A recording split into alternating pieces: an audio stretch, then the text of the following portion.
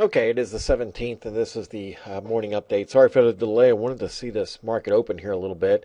And you notice here, this is a bad tick up in here. I was hoping we can get this resolved right quick by refreshing the screen a couple of times, but unable to. So let's just move forward.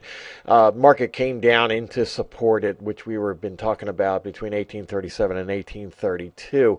Had a nice base in here and put a couple of days in making out this base. Now we punched through it ever so briefly to the downside, and now we're trading up again. And so that represents to me that this area is in fact significant. Now they tried to push it down and they failed. In fact, in here several times they tried to push it down and failed. Finally they were able to clear some stops out in the overnight markets, and now truly we're trading above this 37 area. So this is significant with resistance at 62.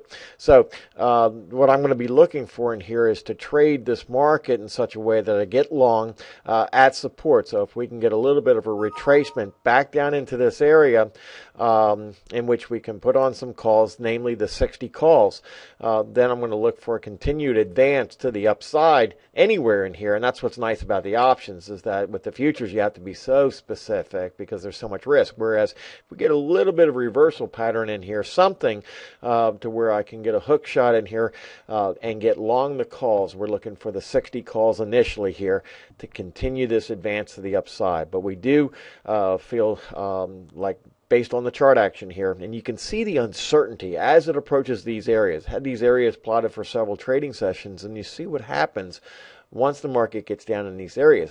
Incredible uncertainty. Push down through it, push through a bunch of stops. That's what this market is about. That's what they do.